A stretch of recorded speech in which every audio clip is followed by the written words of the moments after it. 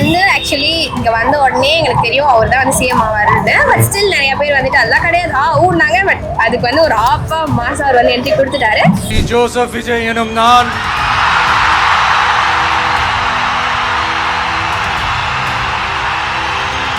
தனியா தனித்துவமா நின்று ஜெயிச்சிருக்காரு. அதுவே வந்து அவங்களுக்கான பதில். நாங்க பதில் சொல்லணும்னு இல்ல, அதுவே வந்து அவங்க பாத்துருப்பாங்க. எம்எல்ஏ வேற, அவங்க தொகுதி எம்எல்ஏ வேற. யாருமே எதிர்பார்க்கல, ஜெயிச்சிட்டாரு. ஆனா அவர் சொன்னதெல்லாம் செஞ்சா நல்லா இருக்கும். அவர் சொன்ன எல்லா வாக்குறுதிகளுமே செஞ்சா நல்லா இருக்கும். ஜனங்க அவரை நம்புவாங்க. பொதுவா சிஎம் தொகுதி அப்படிங்கறதால ஸ்பெஷலா இருக்கும். அதுவும் இந்த தொகுதியில என்னென்ன டிஃபரெண்டா பண்ணணும்னு நினைக்கிறீங்க? அவர் பண்ணதுக்கு அப்புறமா தான் தெரியும். ஆல்ரெடி தொகுதியில அவர் எல்லாமே செஞ்சிருக்காரு. இவர் வந்து என்ன செய்யறான்றத இனி வரப்போற காலத்துல தான் பார்க்கணும். அவர் புட்ட வாக்குறுதி எல்லாமே செஞ்சுட்டாருன்னா ஜெயிச்சிட்டாரு. எந்த குறையும் இல்லாம நல்ல மாதிரி நடத்தி வந்தாருன்னா இவர் அடிச்சுக்க அடுத்த வாட்டி ஆள் இல்ல எத்து. Okay okay. போன மாட்டி நீங்க தான் சொல்லியிருந்தீங்க விஜய் நிக்கிறது ரொம்ப சந்தோஷம் அப்படின்னீங்க. அவரு ஜெயிச்சது எல்லாமே டபுள் ஓகே. அதான் சொன்னேன், யாரோட உதவியில தனியா வச்சுட்டீங்க வந்தார்ல. யாருமே எதிர்பார்க்காது. ரெண்டே வருஷம் தான் அவர் வந்தாரு, வந்து பிரச்சாரம் பண்ணாரு, முதலமைச்சரா ஆயிட்டாரு. யாருமே எதிர்பார்க்காது. மக்களோட எதிர அவர் நல்லா செஞ்சாருன்னா போதும். தானா நிப்பேன், என்னால முடியும் அப்படின்ற மாதிரி அவர் வந்தாரு. அவர் அச்சுக்கு ஆளே இல்லை. இந்த 5 வருஷம் இல்ல, இதுக்கப்புறம் ஃபுல்லா நீங்க தான் வரணும். சோ அதுக்கு அதே மாதிரி மக்களோட மனசு இடம் பிடிச்ச மாதிரி இன்னும் நிறைய அவர் பண்ணி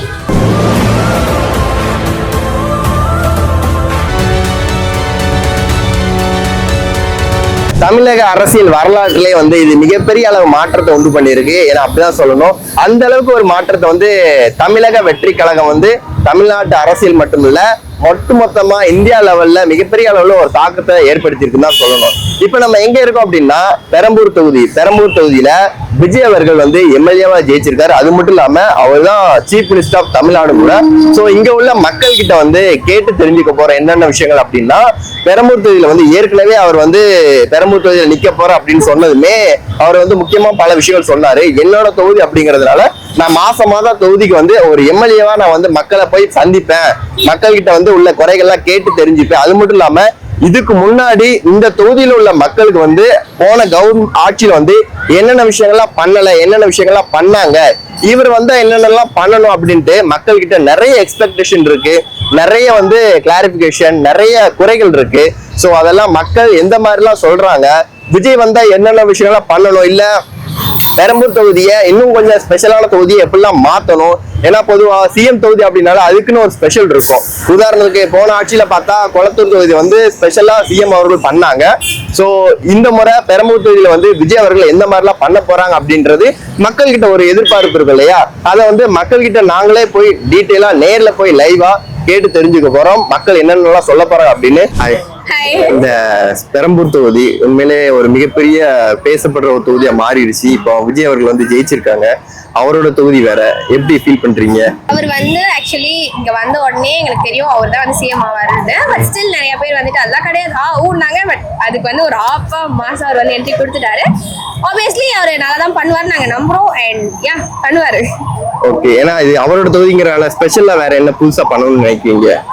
பொதுவா சிஎம் தொகுதி அப்படிங்கறதுனால ஒரு ஸ்பெஷல் இருக்கும் இல்லையா?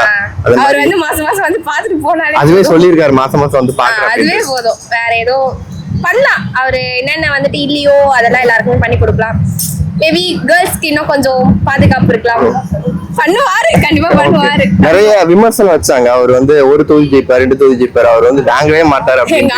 தனியா தனித்துவமா நின்று ஜெயிச்சிருக்காரு. அதுவே வந்து அவங்களுக்கான பதில். நாங்க பதில் சொல்லணும்னு இல்ல, அதுவே வந்து அவங்க பாத்துருப்பாங்க. பட் ஸ்டில் ரொம்ப ரொம்ப ஹாப்பி. என்ன சொல்றது, ஒரு ட்ரீம் கம் ட்ரூ மூமெண்டா இருக்கு. ஆக்சுவலி நான் அவரை பாக்குறதுக்காக ஓடி போய்லாம் பார்த்தேன். ஆமா, ரெடில்ஸ் கிட்ட வந்துட்டு அவருக்காக நான் போய் பாத்துட்டு வந்தேன்.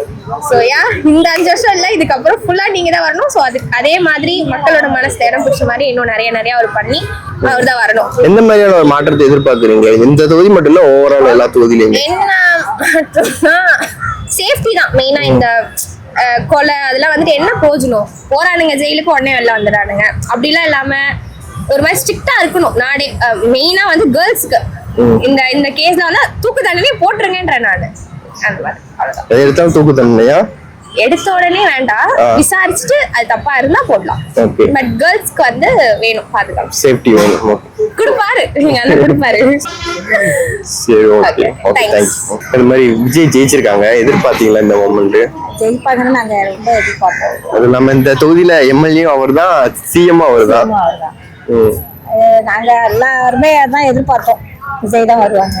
ஓகே, எப்படி இருக்கு இந்த நல்லா மொமெண்ட்? செய்யணும், மக்களுக்கு நல்ல மாதிரியா செய்யணும், நல்ல அவங்க நினைச்சதான் நடத்தி காட்டணும், அதுதான் நல்லது.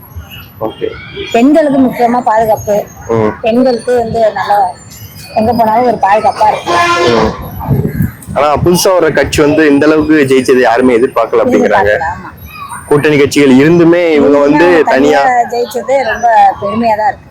இந்த தொகுதியில, பெரம்பூர் தொகுதியில வந்து விஜய் ஜெயிச்சிருக்காங்க. இந்த அளவுக்கு எதிர்பார்த்தீங்க இந்த அளவுக்கு ஒரு வெற்றி வரும்னு? எம்எல்ஏ வேற, அவங்க தொகுதி எம்எல்ஏ வேற, எந்த அளவுக்கு? யாருமே எதிர்பார்க்கல, ஜெயிச்சிட்டாரு. ஆனா அவர் சொன்னதெல்லாம் செஞ்சா நல்லா இருக்கும். அவர் சொன்ன எல்லா வாக்குறுதிகளுமே, எல்லா வாக்குறுதியும் செஞ்சா நல்லா இருக்கும், ஜனங்க அவரை நம்புவாங்க. பொதுவா சிஎம் தொகுதி அப்படிங்கறதுனால ஸ்பெஷலா இருக்கும். அதுவும் இந்த தொகுதியில என்னென்ன டிஃபரெண்டா பண்ணணும்னு நினைக்கிறீங்க? அவர் பண்ணதுக்கு அப்புறமா தான் தெரியும். ஆல்ரெடி தொகுதியில அவர் எல்லாமே செஞ்சிருக்காரு. இவர் வந்து என்ன செய்யறான்றத இனி வரப்போற காலத்துல தான் பார்க்கணும். அவர் கொடுத்த வாக்குறுதி எல்லாமே செஞ்சுட்டாருன்னா ஜெயிச்சிட்டாரு. மாசம் மாசம் வர்றேன் அப்படின்ட்டு இருக்காரு அவரோட தொகுதிக்கு. பெரம்பூர் என்னோட தொகுதிக்கு நான் மாசம் மாசம் வர்றேன், அவங்கள வந்து பாக்குறேன் அப்படின்ட்டு இருக்காரு. பார்க்கட்டும், எங்களுக்கும் சில பிரச்சனை எல்லாம் இருக்கு, அதெல்லாம் நாங்க சொல்லணும். அதை அவர் நிறைவேற்றினா இருக்கோம், நல்லதுதான். மாசம் மாசம் வந்தா ஓகேக்கா. யாருமே எதிர்பார்க்காது. ரெண்டே வருஷம் தான் அவர் வந்தாரு, வந்து பிரச்சாரம் பண்ணாரு, முதலமைச்சரா ஆயிட்டாரு. யாருமே எதிர்பார்க்காது. மக்களோட இது அவர் நல்லா செஞ்சாருன்னா போதும். யாரோட கூட்டணி இல்ல, சுயேட்சை சுயேட்சாதிக்கு அவரை யாராலும் எதுவும் பண்ண முடியாது. என்ன ஒண்ணுன்னா பெண்களுக்கு செய்ய வேண்டிய அவர் சொன்ன மாதிரி அவர் செஞ்சாரு சான்றியா, அதே மாதிரி இவர் செஞ்சா நல்லா இருக்கும். யாரோட கையை எதிர்பார்க்காத நம்ம மாசம் மாசம் ஒரு அண்ணன், ஒரு தம்பி, ஒரு பிள்ளை, ஒரு தொகை கொடுக்குறான், நம்மளுக்குன்னு கொடுக்குறாங்கன்ற ஒரு நம்பிக்கையில போடணும். ரேஷன் கார்டு இல்லாதவங்களுக்கு முக்கியமா ரேஷன் கார்டு கொடுக்கணும். போய் கேட்டோம். இப்ப நாங்க என் பொண்ணுக்கு கல்யாணம் 6 வருஷம் ஆகுது, ஆனா ரேஷன் கார்டு இல்ல. போகும்போதெல்லாம் வரல ஏறி கொடுத்துருந்தாலும் வரல. ஆனா ரேஷன் கார்டு பெண்களுக்கு முக்கியமா உதவி செய்யணும். அதே மாதிரி கர்ப்பிணி பெண்களுக்கும் ரொம்ப, அவங்களுக்கு தான் ரொம்ப கஷ்டம். சாதாரண அவங்களுக்கு தான் ரொம்ப கஷ்டம். கொஞ்சம் உதவி செய்யணும். எந்த குறையும் இல்லாம நல்ல மாதிரி நடத்திட்டு வந்தாருன்னா இவர் அச்சுக்கு அடுத்த வாட்டி ஆள் இல்ல எத்து. Okay, okay. போன வாட்டி நீங்க தான் சொல்லியிருந்தீங்க விஜய் நிக்கிறது ரொம்ப சந்தோஷம் அப்படின்னீங்க. அவரு நிக்கிறது, அவரு ஜெயிச்சது எல்லாமே டபுள் ஓகே. அதான் சொன்னேன், யாரோட உதவியில தனியா அச்சுட்டின்னு வந்தார்ல, நான் தானா நிப்பேன், என்னால முடியும் அப்படின்னு மாதிரி அவர் வந்தாரு. அவர் அச்சுக்கு ஆளே இல்லை. நான் ஒன்னா அவர்தான் பாக்கணும். ஆமா, உங்க தொகுதி எம்எல்ஏ வேற, இப்போ சிஎம்மும் அவரு தான். எம்எல்ஏமா அவரு, சிஎம் அவரை அந்த மாதிரி பண்ணி விட்டாங்க. சிஎம்மும் அவரு தான், எம்எல்ஏ அவரு தான். இந்த மொமெண்ட் உங்களுக்கு எப்படி இருக்கு? நல்லா இருக்கு. எதிர்பார்த்தீங்களா இந்த அளவுக்கு ஒரு வெற்றி அடைவாரு? நாங்க எதிர்பார்த்தோம். ஆனா வந்து நான் கொளத்தூர் தான் லைக் பண்ணேன். கொளத்தூர்ல தான் அவர் நிப்பாரு, வருவார். ஆனா கொளத்தூர், ரெட்டேரி, இது நம்ம பூதூர், அந்த இடத்துல தான் லைக் பண்ணேன். அவர் அதே மாதிரி வந்துட்டாரு. ஆனா பெரம்பூர்ல வந்து நான் அவ்வளவு வந்து நான் எதிர்பார்க்கல. ஆனா அவர் நின்று ஜெயிச்சிட்டாரு. 1 லட்சத்துக்கு மேல ஓட்டு ஜெயிச்சிருக்காரு. அது எதிர்பார்த்தேன். நாங்க எதிர்பார்த்ததோட வந்துட்டாரு. இப்போ மாசம் மாசம் உங்க தொகுதிக்கு நான் வருவேன் அப்படின்னு முன்னாடி சொல்லியிருந்தாரு. கண்டிப்பா வருவாரு. என்னென்ன குறைகள்லாம் இருக்கு நீங்க சொல்லணும்னு நினைப்பீங்க அவர்கிட்ட? எந்த குறைகள்லாம் கிடையாது. மக்களுக்கு என்ன குறை இருக்குதுன்னு சொல்லிட்டு அவருக்கு தெரியும். ஏன்னா உலகத்துல வந்து எல்லாமே என்ன நடக்குதுன்னு தெரியும். பசி பட்டினி வந்து நம்ம பார்த்துக்கலாம். அதை நம்ம சம்பாதிச்சாதான் நம்மளுக்கு ஒரு பட்டினி பசி வந்து நம்ம சம்பாதிச்சாங்க. ஆனா இருந்தாலும் மக்களுக்கு என்ன குறைபாடு இருக்குது அவருக்கு தெரியும். அவர் வந்து என்ன சொல்றது, நான் உனக்கு சொல்றேங்களா, அவர் வந்து கட்டின ஒய்ஃபே வந்து சண்டை போட்டு போயிட்டாங்க, அப்படின்னு சொல்லிட்டு நின்று போயிட்டாங்க. ஆனா இருந்தாலும் மக்கள் கோசம் அவர் வந்து எலெக்ஷன்ல நின்று ஜெயிச்சது ஒரு பெருமையான. விஜய் ஜெயிச்சிருக்காங்களே, பெரம்பூர்ல எம்எல்ஏவா ஜெயிச்சிருக்காங்க, சிஎம்மும் அவரு தான். இந்த மொமெண்ட் எப்படி இருக்கு உங்களுக்கு? விஜய் ஒரு ஆக்டர்ன்றதுக்கு முன்னாடி மற்றவங்க வந்து என்ன செஞ்சாங்க, ரெட்டையில ஜெயலலிதா அம்மா இருந்த வரையும், சிவாஜி சார் இருந்த வரையும், அது வேற அந்த ஜென்ரேஷன் இருக்குது. ஜெயலலிதா அம்மா இருந்த வரையும் எல்லாத்துக்குமே நல்லா செஞ்சாங்க. இவர் வந்தும் அதே செய்வார், நல்லதே செய்வார், அவ்வளவுதான். அவரு ஆக்டர்ன்றது வேற. ஒரு பொதுமக்களுக்கு என்னவோ அது செஞ்சா அதுவே போதும். அது வரணும் வராதுலாம் அடுத்தபட்சம். அவர் சொன்ன செயல்களை செஞ்சாலே மக்கள் எல்லாருமே புரிஞ்சுப்பாங்க. டிஎம்கே ஏடிஎம்கே அதெல்லாம் தேவையில்லாத விஷயம். இருக்கிறது உண்மைன்னா அவர் செஞ்சாருன்னா எல்லாருமே அதை நம்புவாங்க. அவ்வளவுதான். மொட்டை அடிக்கிறேன், பால் கூட எடுக்கிறேன், இதெல்லாம் வேற விஷயமே கிடையாது. அவர் செஞ்சாருன்னா நாங்க ஓட்டு கொடுப்போம். எங்களோட உரிமை நாங்க செஞ்சுட்டோம். அவரோட கடமையை செய்ய வேண்டிய நேரம் இது. செஞ்சாருன்னா நல்லது. அவ்வளவுதான். எல்லாத்துக்குமே இதே பொதுவான விஷயம். சந்தோஷமான விஷயம் தான். ஒரு ஆக்டர் வந்திருக்காருன்றது சந்தோஷம். வந்து படத்துல இடம் பிடிச்சிருக்காரு, ஓகே. அதே மாதிரி இந்த இடத்துல இடம் பிடிச்சாருன்னா நல்லா இருக்கும். இந்த ரேஷன் கார்டு இல்லாதவங்க கூட எவ்வளவு கஷ்டப்படுறாங்க. ரேஷன் கார்டுக்கு மட்டும்தான் அவர் சொல்றாரு. ரேஷன் கார்டு இல்லாம எத்தனையோ ஃபேமிலி கஷ்டப்படுது இல்ல அவங்களுக்கு. அது ஒரு விஷயம். அவர் வந்து ரேஷன் கார்டு இருக்கவங்களுக்கு சொன்னாங்க. இப்ப எனக்குமே ரேஷன் கார்டு இல்லை. ஏன்னா என்ன சூழ்நிலையில இல்லாம இருக்காங்கன்னு அவங்கவுங்களுக்கு தான் தெரியும். இல்லாதவங்களுக்கு ஏதாவது ஸ்கீம் கொண்டு வந்து அது உண்மையே நல்லா இருக்கும். அது வந்து நல்லது செஞ்சா போதும்.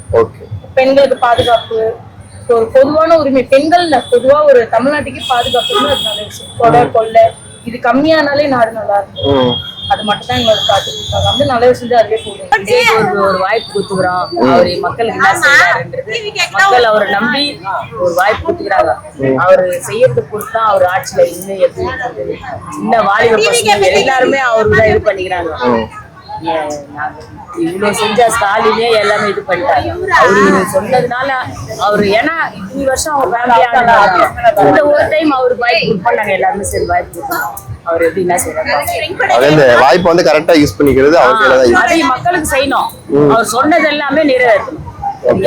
மாசம் மாசம் உங்க தொகுதிக்கு வந்து பாக்குறேன், உங்கள்கிட்ட குறைகளை கேட்கிறேன் அப்படின்னு இருக்காரு இல்லையா? சரி வந்து கேட்டா நாங்க எங்க குறைங்க எல்லாத்தையுமே சொல்லுவோம். ஜனங்களுக்கு நல்லா செஞ்சா போதும்பா. அதுதான் நாங்க அவரை தேர்ந்தெடுத்துக்கிறோம். அது செஞ்சா எப்படி இந்த மொமெண்ட் இருக்கு? ஏன்னா எம்எல்ஏ அவரு தான் இந்த தொகுதியில, சிஎம் அவரு தான். அப்படிங்கிறப்போ ஒரு சிஎம்ஏ நேர்ல வந்து பாக்குறாரு அப்படிங்கிற ஒரு இதா இருக்கும்ல உங்களுக்கு? சொன்ன மாதிரி அவரு வந்து எங்களை பாக்குறாரா என்ன? இந்த தொகுதியில விஜய் ஜெயிச்சிருக்காங்க. ஆல்ரெடி பெரம்பூர்ல விஜய் நிக்கிறதா இருந்து சொல்லிட்டு இருந்தாங்க. இப்போ சிஎம் வேற ஆயிட்டாரு. எப்படி இருக்கு இந்த மொமெண்ட்? நல்லா இருக்குண்ணா. இந்த மூமெண்ட் ரொம்ப நல்லா இருக்கு. இதே மாதிரி விஜய் ஜெயிக்கணும். இதே மாதிரி வந்து பெண்கள் பாதுகாப்பு நிறைய உதவி செய்யணும். இது மாதிரி வந்து போதைப் பொருள் வந்து நிறைய பேர் அடிக்ட் ஆகிறாங்க. அதனால அடிக்ட் ஆகக்கூடாது. இப்படியே இருந்தா நல்லா இருக்கும். ஓகே. பெண்களுக்குனா இலவசமா உருமாற்றாரு ஃபர்ஸ்ட். பெண்களுக்கு மட்டும் இலவசமா பஸ்னா பெண்களுக்கு ஓவராலா இல்ல தமிழ்நாடு ஃபுல்லா கொடுக்க போறாரா விஜய்? இப்ப அந்த தொகுதிக்கு வந்து அடிக்கடி மாசத்துக்கு ஒரு தடவை வர்ற வந்து பாக்குறேன் அப்படின்னு இருக்காரு இல்லையா? ஆமாண்ணா, அது உண்மை தானே. இப்போ நான் பார்த்தீங்கன்னா இதுதான் சர்மாவில் வீடு. சர்மாவில் ஹெல்பிங் லிஸ்ட் நான் வந்து பார்த்தேன். பார்த்து கழினா ஒரு 30 பேஸ் நிறைய லவ் பண்ணா விஜயா. அது எலெக்ஷன் டைம்னா அதனால போய் பார்த்துனாங்க. இப்போ பார்த்துட்டு எல்லாம் பேச இதே மாதிரி விஜய்க்கு எல்லாருமே ஜெயிக்கணும். அதை வாழ்த்துக்கிறேன். விஜய் நான் வாழ்த்துக்கிறேண்ணா ரொம்ப.